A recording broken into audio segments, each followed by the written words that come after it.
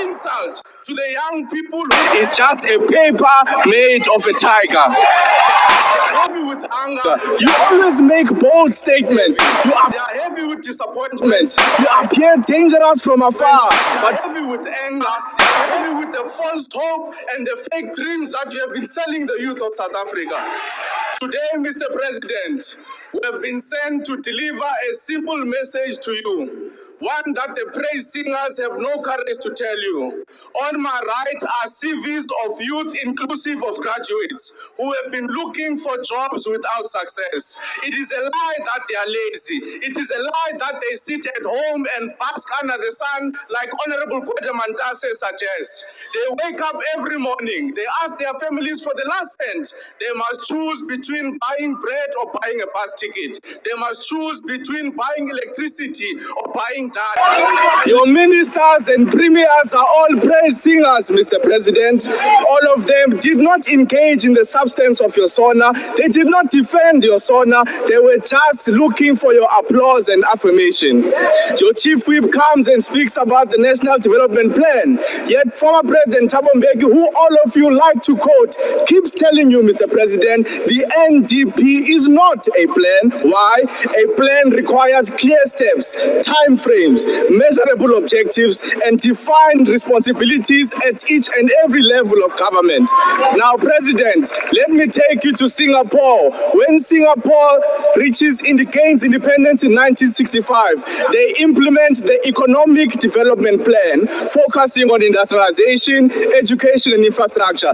This was not just talk, Mr. President. They created a strong manufacturing sector, which we don't have, upskilled their workforce, which you are not doing, and invested in technological innovation, transforming Singapore into one of the world's leading economies in a short space of time. This can't be said about the National Development Fund.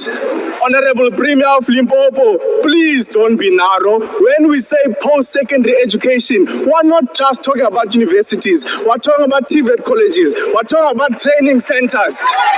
Come on, Minister. You proudly announced that this is the highest number of matric passes in this country's history.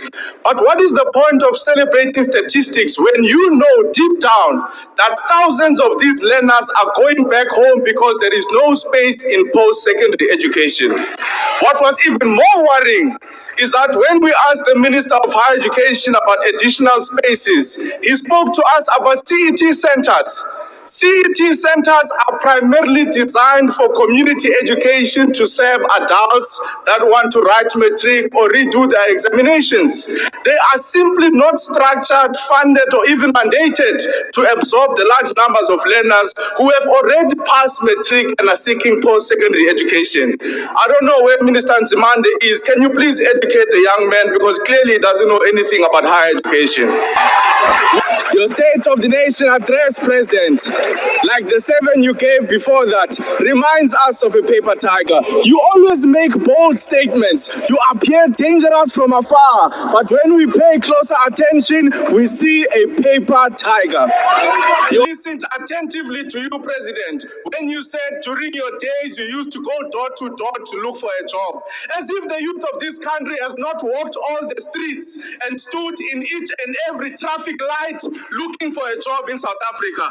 What an insult to the young people who stand in long lines to get a job as a waiter, as a bottle girl, as a call center agent. What an insult to the more than 900,000 youth who applied for a mere 5,000 available posts in the South African Police Service training program. What an insult to the unemployed doctors, the young educators and teachers who have spent many years equipping themselves to serve this nation. Why do you brag to us about going door to door during your time? Do you know how many young people in this country have sleepless nights, depressed, anxious, refreshing their emails, refreshing their spam emails, trying to look for that one positive email out of the 100 interviews that they participated in that particular week?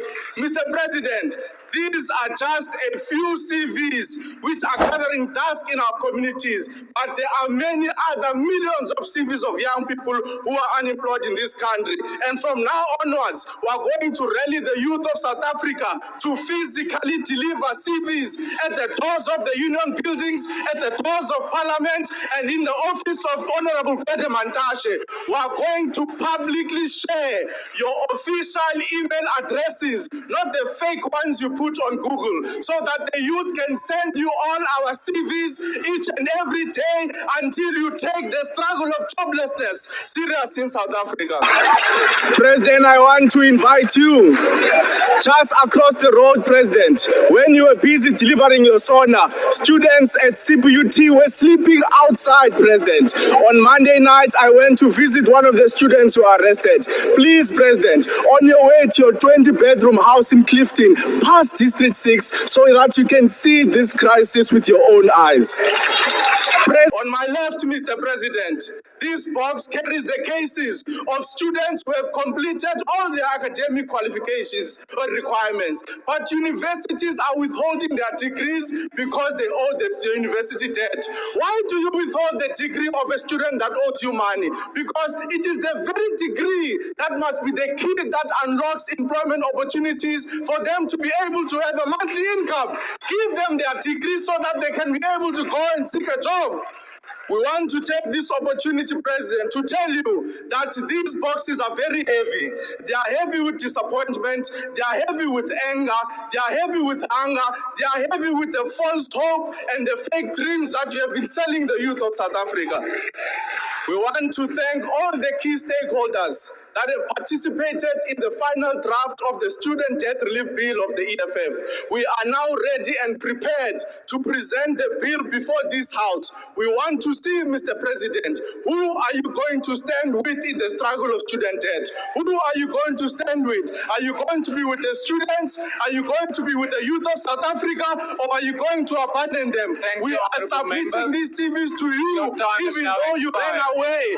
The Deputy President will give them to you.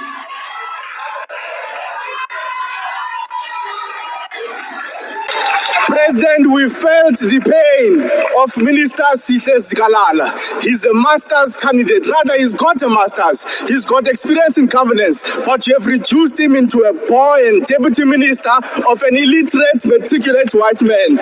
You are reminding us of the racist corporate sector where our brothers and sisters must account to white juniors, even though they've got better qualifications and better experience than them.